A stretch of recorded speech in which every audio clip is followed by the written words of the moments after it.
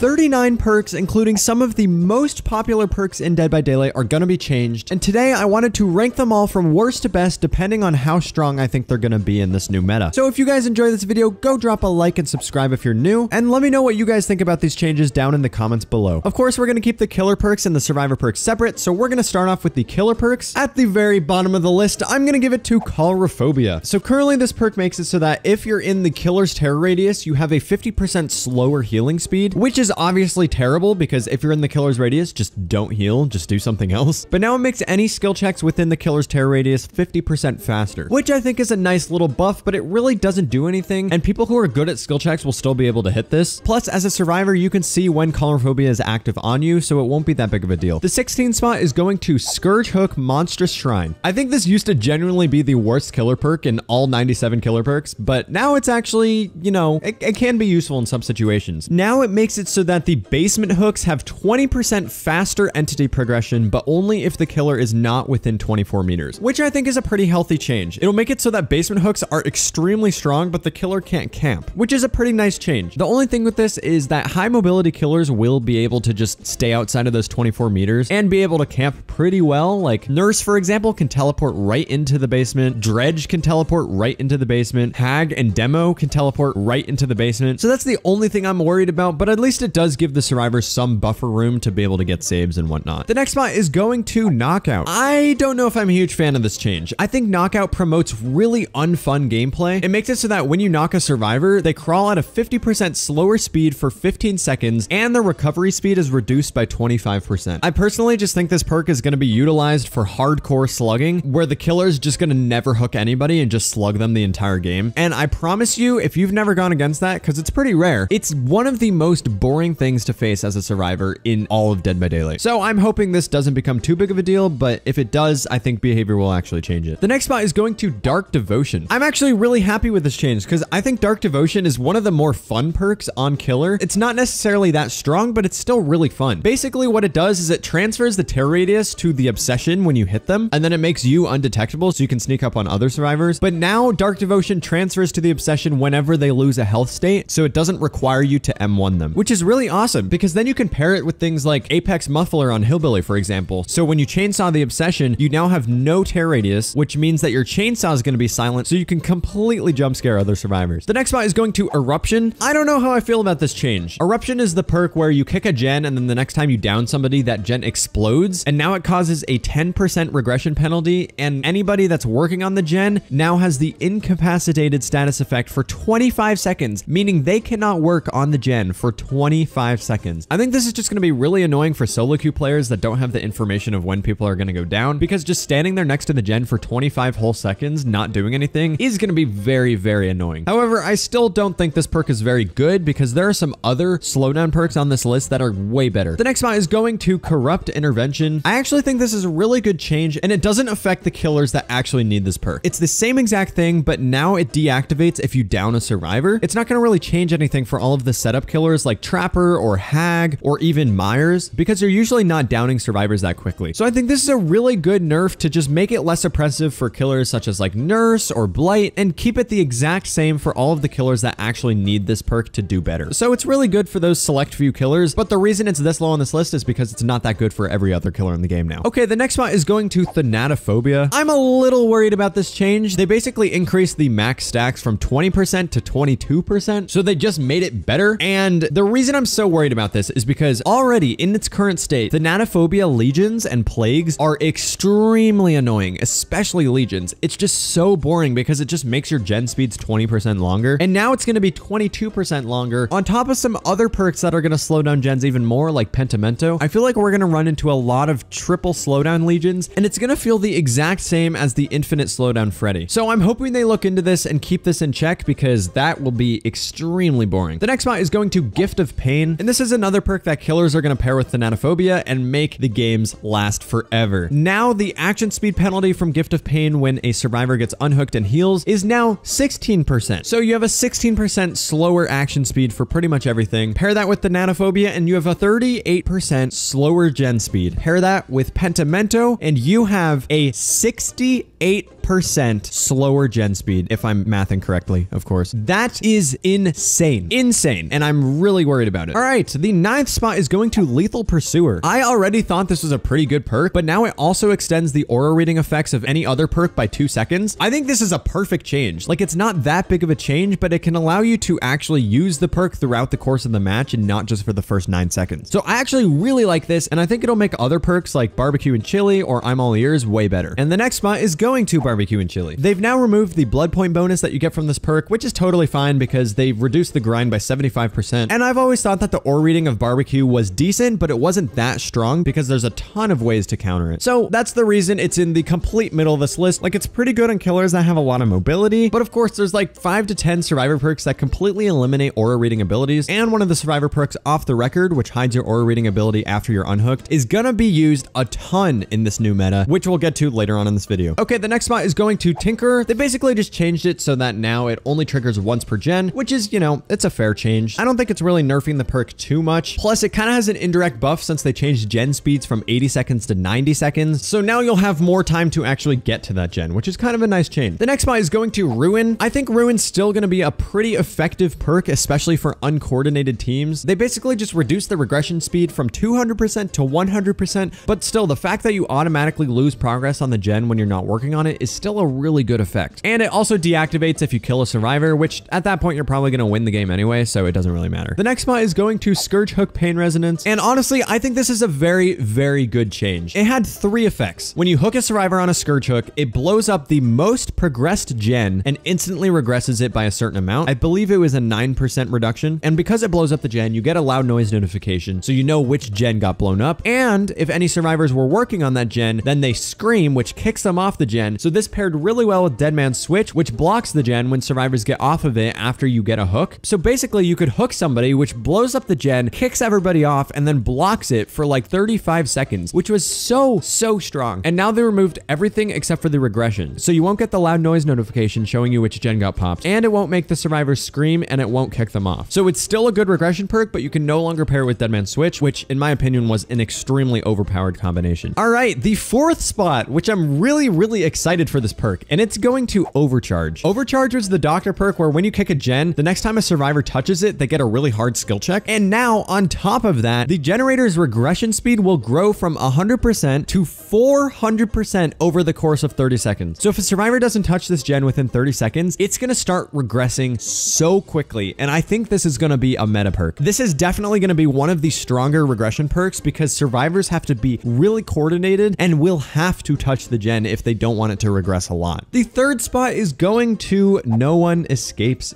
Death. So honestly, I don't really feel like the nerf is going to help high-level survivors, but it's definitely going to help low-level survivors, which I think they need. Basically, what it's doing now is it shows the survivors the Hex Totem's aura within 4 meters when it activates, and then that 4-meter range increases to 24 meters over the course of 30 seconds. So it'll just make it much easier to find the totem, but at high levels with survivors who know where all the totem spawns are, they usually find the totem within 30 seconds anyway, so it's not really going to change much for them. However, for all of those low-level survivors who have no idea where the totem spawns are, I think this is a really good change for them. I still think this is a boring perk because you just have to drop everything you're doing and go around the entire map looking for the totems, but you know, what can you do? The 2nd spot is going to Pop Goes the Weasel. So this perk got a little bit of a nerf, but it really doesn't change it all that much. It basically went from 25% to 20%, but now there's that change where gens get reduced by 2.5% every time a killer kicks it. So that technically makes this perk's regression up 2.5% as well. However, they also changed it in a different way too. It used to take off 25% of any generator progress. So if the gen was at 25%, it would immediately go to 0. But now it's 20% of the generator's current progress. So it makes it worse for kicking lower progressed gens, but makes it better for kicking higher progressed gens, which I think is a perfect change. And I definitely think this will be one of the meta slowdown perks still. And finally, the #1 best perk on this list for killer, I think,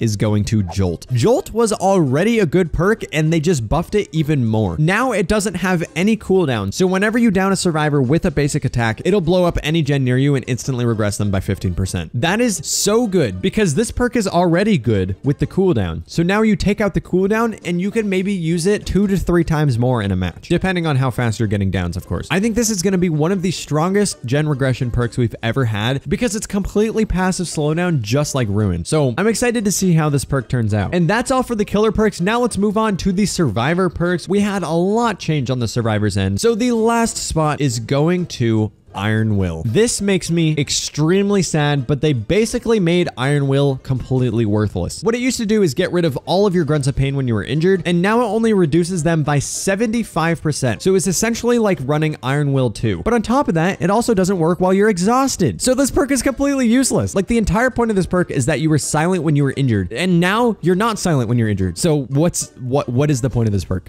It's so bad now. I'm just praying that the reduced sound when you're crouching makes this perk go to 100%, because if so, then it would actually be kind of useful. But as it stands now with the information we have, it's like literally useless. Like, there's no point in running this unless you're pairing it with no either, but like, why? The next spot is going to Soul Survivor. Yeah, they made this perk significantly better. They made it so that when you're the last survivor alive, your gen repair speed is increased by 75%, and your exit gate speed is increased by 50%, and your hatch action speed is increased by 50%, whatever that means. So yeah, these are really good buffs, but the main flaw of this perk is that it only works when you're the last survivor alive. So it only works when your teammates are dying, which is obviously not something you want. It's much better to bring a perk that would keep your teammates alive than to have this very selfish perk. So I'd still say it's one of the worst perks in the game. The next spot is going to Self-Care, which was already a pretty bad perk, and now they nerfed it even more, which I think is hilarious. You used to be able to heal yourself at 50% speed without a medkit, and now it's reduced to 35 speed, and they removed the item efficiency bonus for medkits. This perk was already really mediocre, and now it's so bad. Like, you could just run a brown medkit and get essentially the same effect. But Kaito, you can use it unlimited amount of times. You're only going to be healing like 2 or 3 times a match. This perk is terrible now. Absolutely terrible now. The 19th spot, which is really sad, and I think this should not have been changed because I think it was perfectly balanced, and that is going to Spine Chill. They completely butchered Spine Chill. I thought Spine Chill was a good perk, and I thought it was really well balanced as well. But now it's like so bad. Now it only activates if the killer has a line of sight on you, which means if the killer has a line of sight of you, you have a line of sight of them, which means the entire point of this perk where you know if the killer's coming to you, even if you can't see them, is completely gone, because if they can see you, you can see them. So why even bother using this perk? That's the first change. That's only one change out of 3. Now it doesn't flicker on and off depending on if they're looking at you or not looking at you. So you won't be able to tell if they are coming straight to you, because now it lingers for 0.5 seconds after they stop looking at you. So it's just going to be really confusing because it'll stay on for longer even if they're not looking at you. So you're not going to get consistent information. And on top of that, they removed the vault speed bonus. So the vault speed build is no more, which is really annoying, honestly. So this perk is terrible. This perk is absolutely terrible now. The next spot is going to Calm Spirit. They did a little tiny buff where you open chests and cleanse and bless totems silently now, but it's at a 30% reduced speed. So I don't know why they have the reduced speed. I think that's simply there so that they can have perk tiers for this perk. But you know, it makes this perk a little better, I guess, because you can cleanse their hex perks without the killers knowing. But still, I don't think there should be a reduced speed at all. Like, I think you should just be able to do everything silently, which would be actually a kind of decent perk. The next spot is going to Tenacity. Tenacity is not a very good perk. It's very situational and only really works with like power struggle builds. But now your grunts of pain are reduced by 75% when in the dying state. So it'll actually be pretty solid for slugging situations. Next up, we have Saboteur, which they made a very, very light change to, and I actually think it's a really good change. On top of the auras of regular hooks that you already see, now any Scourge hooks are shown in a yellow aura, which is actually really cool because then you can prevent Scourge hooks from being activated if you really want to. The 15th spot is going to No One Left Behind. This used to objectively be one of the worst survivor perks in the entire game because it only activated when gates were open and people 99 gates, so you barely got any use out of this. I don't think I've ever seen a single survivor using this perk, but now it activates when the last generator is completed, which is really good. And on top of its current effects where it gives you an increased unhooking speed, it also grants a 7% extra movement speed bonus to any survivors you unhook. So it's basically doubling the base kit 7% movement speed for unhooked survivors, which can actually be really good paired with the new borrow time, which increases the endurance to 15 seconds. So it'll really help to guarantee the safety of your unhooked survivors. I still think it's pretty average though. The next spot is going to Lightweight. This is a really hard one to judge because I'd have to see it in game. So what it does now is makes your scratch marks fade 3 seconds sooner, which is a lot of time. So it's going to make it much harder to track survivors. And I don't know how hard it'll be to track survivors, which is why it's kind of in the middle of this list, but we'll have to see because this can move up or down on this list. The 13th spot is going to Deja Vu. Deja Vu was only good for beginners who didn't know where gen spawns were and was really bad for survivors after they had like 100 hours on the game. It basically shows you the aura of the 3 closest generators to you after you complete a gen, and now it grants you a 5% repair speed bonus to those revealed generators. So it's a nice little extra speed boost and may pair really well well with some other gen rushing perks on this list. The next spot is going to Distortion. Distortion right now has like 4 tokens, I believe, where each token hides you from any aura revealing perk that the killer has. And now you gain 1 token for every 30 seconds spent within the killer's terror radius. So on paper, you can have basically an infinite amount of tokens, which I think is the perfect change for this perk. It's still not very good, but it makes this perk significantly better because it used to only prevent 4 aura reads, and now it can prevent a lot more than that. The next perk is going to Dark Sense, which was also a pretty bad perk. It used to show you the aura of the killer for a few seconds after a generator was completed, which isn't really helpful in any way. But now what it does is when a generator is completed, the perk activates. And then the next time the killer comes within 24 meters of you, their aura is revealed for 10 seconds. That's actually a pretty decent change now. It's going to actually be kind of useful because 10 seconds of aura rating on the killer is very, very good, especially if they're like teleporting close to you. I just don't know if this perk is going to activate on killers that are undetectable because usually they can't have their auras read. So I don't know if it'll still trigger this perk, but you can't read their aura, or if undetectable will just completely mitigate this perk and keep it from activating at all. So that'll be an interesting thing to see. The next perk is going to Overzealous. I think they did a perfect change for this. Right now it makes it so that when you cleanse a totem, your gen speeds are 6% faster or something like that. But now they buff that to 8%. And if you cleanse a hex totem, your gen speeds become 16% faster, which I think is a really cool change and really rewards cleansing hex totems. The next spot is going to Hope. Hope was a pretty mediocre perk. It gives you 7% increased speed in the end game when the last gen is powered for 2 minutes, and now there's no cooldown whatsoever. So you have a 7% faster running speed for the entirety of the end game, which I think will come in clutch a lot more than you think. The next perk on our list is going to Pharmacy. I thought Pharmacy was already a pretty good perk because it gives you green medkits, and those are one of the strongest items in the entire game. But now they kind of reworked it. Now what it does is it activates every time you're injured, and if you search a chest while you're injured, you get a green medkit. So technically you can get a green medkit whenever you want versus only the first time, which I think is a pretty good change. So now whenever you're injured, which is the time where you want to be looking for those medkits if you don't have one already, this will come in handy. Then we have Lucky Break, which I already think is a really strong perk if put into the right hands, although it was really good with Iron Will. So now I actually think it's a lot worse because Iron Will is bad now. But basically it hides your scratch marks while you're injured for around 60 seconds. But now you can gain that duration back because every second spent healing another survivor increases Lucky Break's duration by 1 second, which is a pretty nice change, except it doesn't really matter anymore with Iron Will, which kind of sucks. The next spot is going to We're Gonna Live Forever. They removed the blood point bonus from this perk, which, you know, kind of sucks, but I already thought this perk was pretty underrated and they buffed it even more. So currently this perk lets you pick up survivors off the ground twice as fast. And now the tokens that you normally get for getting extra blood points, now each token will be used to basically give the down survivors a soul guard effect when you pick them up. So you get tokens by getting safe unhooks or for taking protection hits. And now those tokens can be converted into 10 seconds of endurance for anybody that you pick up, which I think is going to be really, really strong. Because if you think about it, you know the For the People soul guard combination that a lot of people like to use? Now you can kind of do this without communication, because if you have We're Gonna Live Forever and you have For the People, you're basically giving them soul guard, so they don't need soul guard themselves, which I think is going to be really cool. The next spot is going to Borrowed Time. They made Borrowed Time kind of basic, so now any survivor that's unhooked even without this perk gets a 5-second endurance status effect and a 7% speed boost for those 5 seconds. So you don't really need to run this perk anymore, but now this perk increases those effects by 10 additional seconds, which I still think will be really strong, because if a killer is going out of their way to tunnel somebody, they will just wait the 5 seconds and then down them anyway. But with this perk, it completely prevents those situations because the killer will have to wait 15 whole seconds to down the survivor, on top of them having a 7% movement speed boost for those 15 seconds. So it'll just make it so hard for the killer to catch up to them. The next spot is going to Decisive Strike. They nerfed this perk again, but I still think it's going to be pretty strong for its purpose. They now did 2 nerfs for it, which are actually pretty hefty nerfs. It'll now deactivate once the exit gates are powered, so it doesn't give you a free escape anymore in the endgame situations. And the stun duration is reduced from 5 seconds to 3 seconds. I'm a little concerned about this change because it buffs the strongest killers. Nurses and blights that can catch up really quickly to survivors are going to be able to catch up even quicker. There used to be a bug a few months ago where the DS stun was only 2.5 seconds, which is basically the 3 seconds that it's going to be. And it was really hard to get away from the killer. So I'm a little worried about this change, but we'll see how it goes. The next perk is going to Botany Knowledge. Botany Knowledge used to give you a 33% increased healing speed for any types of healing, which is pretty decent in general. And now it's a 50% increased speed. And this works on self-healing and healing others. So I think this is going to be super, super good because you can put it with a green medkit, which heals you really fast, and you'll be able to heal mid-chase. case probably. We'll see how good this actually is, but based on the numbers, it sounds very strong. It's essentially giving you the circle of healing buff for yourself, but for the entire match. The second spot is going to, ironically, Dead Hard. Dead Hard was probably the most complained about survivor perk from any killer, and honestly, I kind of think this change was a buff. So what they attempted to fix was removing the dead harding for distance thing, where you could dead hard to a pallet or a window and it was completely unavoidable from the killer's perspective. So now dead hard just gives you 1 second of endurance, which is the borrowed time effect. 1 second of endurance. This sounds like a good change on paper, but think about it. Dead hard used to give you a tiny little bit of distance, but now if they hit you with the endurance status effect, you'd still get that speed boost that you get when you take a hit. So it's almost giving you more distance if you get hit. I feel like this is going to be a pretty scary change. Like you can dead hard before you take a window, and if they hit you, then you get a ton of distance. This does sound scary, but the survivors will still have to actually mend and then heal if they want to heal. So it's going to take almost twice as long to heal. So I think that does make this a little bit more balanced, but I still think this is going to be one of the most used survivor perks in the game. It will slow down gen speeds though, which will be kind of nice. And finally, the number one best survivor perk on this list. I think this is going to be so strong. Like I think they're going to nerf this after the PTB before it's even released into the live servers. And this is Off the Record. Oh my God, this sounds extremely overpowered. Whenever you're unhooked, you gain the endurance status effect, which is the borrowed time effect for not 12 seconds, not 15 seconds, but 80 seconds, almost a minute and a half. You have the endurance status effect. This is going to be very scary for aggressive survivors and survive with friends, because what this means is that you have 80 seconds of being able to take a hit for somebody. It does deactivate if you do any conspicuous action, which includes repairing a gen, healing yourself or others, cleansing or blessing a totem, saboing a hook or unhooking others, or opening an exit gate, which is a new action that was added to this list. But still, that does not matter, because in the endgame situations where you don't really need to do any of these actions except for opening a gate, which somebody else can do, you can take a hit for somebody for 80 seconds. So if the killer is really trying to down a certain survivor, you'll be able to body block them and force the killer to hit you, which can get both of you out, especially if you pair this with like hope, so you have an extra 7% haste. This is gonna guarantee escapes for a ton of survivors. Let me know what you guys think about these perk changes down below.